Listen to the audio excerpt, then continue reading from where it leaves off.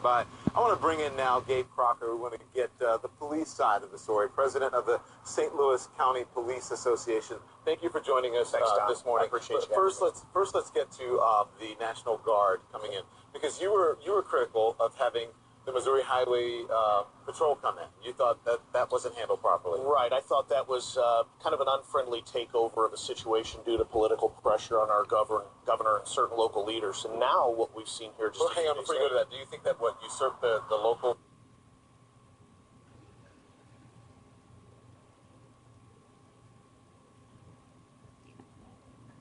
police powers? Sure, I think it was kind of an inappropriate response. I think it would have been nicer for our governor to come in and utilize his resources to join ours rather than have some kind of situational takeover. And now the National Guard, what effect? Well, I think it goes right against what the governor and some of these other leaders have said from the beginning, where they were hoping to demilitarize the situation. Now they're actually calling in the National Guard. And I think that kind of goes to support what I've said from the very beginning, which is that the St. Louis County Police Department was doing a great job, and we could have used those resources. We could have worked together. You saw it devolve last night into tear gas and all that. What do you think of the demonstrations? What's escalating this violence? You know, I'm not sure. I think a couple things. I think there were some comments by some local leaders yesterday that could have caused this situation to kind of uprise.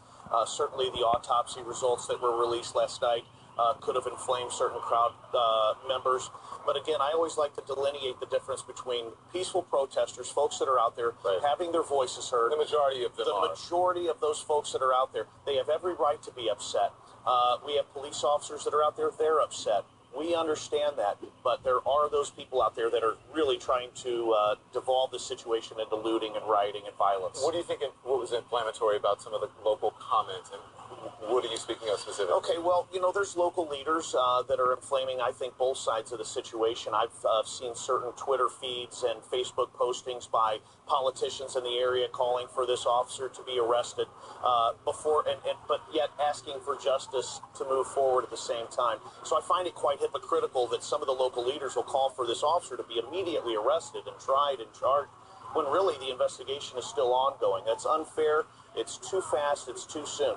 And I also think that, you know, I saw some of the footage from some of the individuals speaking to crowds yesterday of protesters where, you know, again, they're saying things that may not be true. They're saying things that they can't back up with facts, and they're inciting the crowd that way by putting information out there that just simply isn't true. Because all the facts aren't in at the moment. It's going to be quite some time before they are. Absolutely. Okay, so I spoke to you about, you know, the guys out in tactical gear and some of the things that were used last night, tear gas. Right. People are concerned about that they are in an over-militarized situation, and by bringing the National Guard in, more of a militarized situation. Do you think that will serve to inflame or to quail some of the violence that's happening? I don't know. I just heard about the National Guard coming in this morning. I don't know what purpose or what role the National Guard is going to serve. I mean, they could certainly come in and be actively involved in the crowd control efforts or suppressing looters and violent acts. Or they might be working more of a perimeter type detail, which would free up more local resources to handle those crowds. I am concerned about the term over-militarized being used quite often. It's really gaining a lot of popularity. I just want to be careful about how we proceed with that term.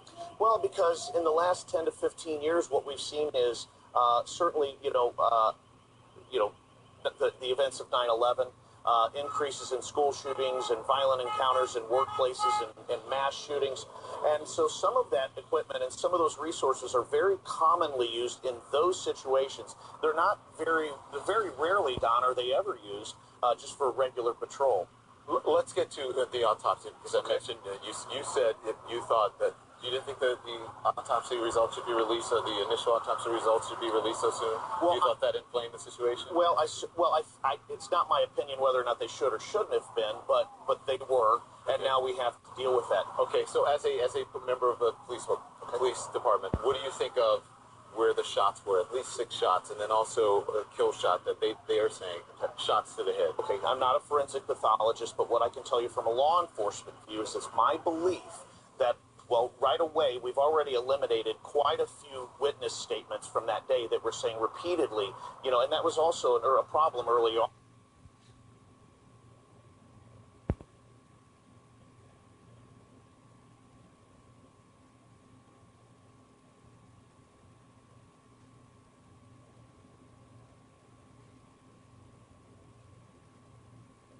on. A lot of folks coming forward with stories that just simply weren't accurate or weren't true. So now what you have is a lot of those statements have been eliminated or now kind of shown to be false to some level. I mean, people see what they see, and they may report what they see, but we know that's not always accurate. Right. The president of the St. Louis County Police Association, Gabe Crocker. Thank you very much. Thank you very much. We appreciate it. Kate, again, we're going to be out here.